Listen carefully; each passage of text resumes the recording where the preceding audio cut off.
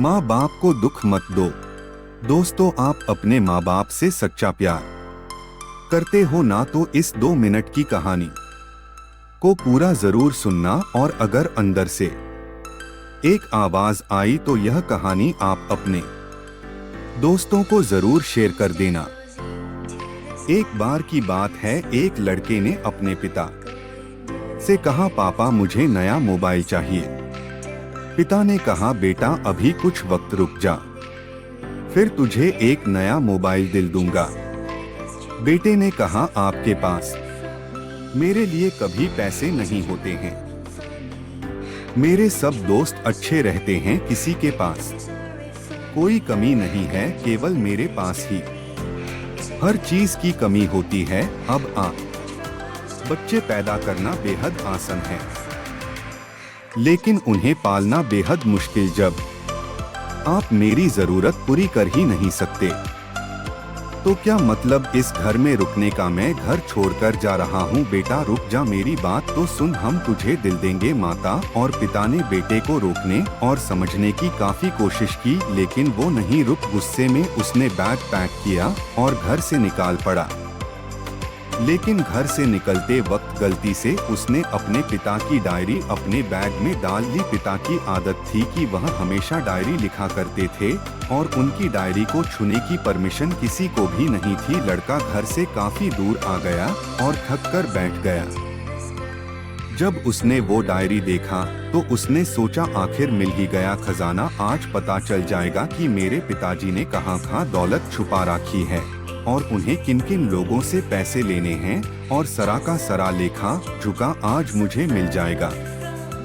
बेटे को लगा इस डायरी में पिताजी की सारी लेन देन का हिसाब होगा। जैसे ही लड़के ने उस डायरी को पढ़ना शुरू किया, उसकी आंखों से आंसू बहाने लगे। डायरी की शुरुआती पन्नों में बेटे को जो बाइक दिलाई थी उसका हिसाब लिखा था, जिसकी ईएमआई पिताजी अभी तक चुका रहे थे।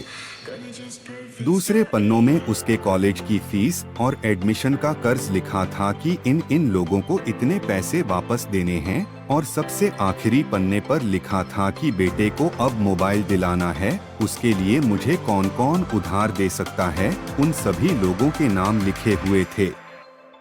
बेटे ने जैसे ही सब पढ़ा वो पागलों की तरह रोने लगा और रोते रोते दौड़ता भगता घर आया। जैसे ही उसने घर आकर देखा तो उसके माता पिता एक कोने में बैठकर रो रहे थे। बेटा अपने पिता के पैरों में गिरकर रोने लगा कि पिताजी मुझे माफ कर दो। पिता ने कहा, बेटा तू मत रो, तुझे मोबाइल मिल जाएगा।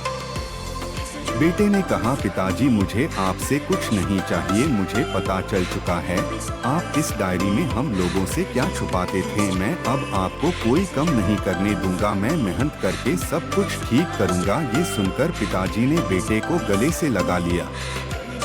दोस्तों, माँ बाप अपना पूरा जीवन, अपनी पूरी खुशी अपने बच्चों के लिए कुर्बान कर देते हैं, लेकिन कुछ बच्चों को लगता है कि माँ बाप ने उनके लिए कुछ नहीं किया। वह कभी आपको अपनी समस्या नहीं बताते, भले ही वह कितनी ही बड़ी समस्या से गुजर रहे हो। रिश्तेदार भी उन्हें नीचा दिखाते होंगे तो भी वो सह लेते होंगे, लोग भी ताने मारते होंगे तो भी वो सह लेते होंगे, लेकिन आपसे अपनी समस्या कभी शेयर नहीं करते, क्योंकि वो आपको कभी दुखी नहीं देखना चाहते हैं।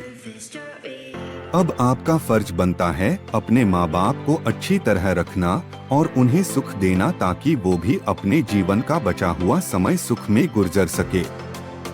यदि आप अभी भी नींद में सोए हो तो आप जग जाइए और अपने शौक पूरे करने पर नहीं, अपना करियर बनाने पर ध्यान दीजिए, क्योंकि अगर आप अपने माँ बाप के रहते कुछ नहीं कर पाए तो बाद में आप सोने का महल भी बना लोगे ना, उसमें भी आपको नींद नहीं आएगी। अपने जीवन में कुछ बेहतर कर लीजिए ताकि आपके माता पिता को उम्र होने के बाद भी काम ना करना पड़े। अगर कहानी अच्छी लगी तो इसे लाइक और शेयर कीजिए, और अगर अभी तक आपने चैनल को सब्सक्राइब नहीं किया है तो जरूर कीजिए। धन्यवाद।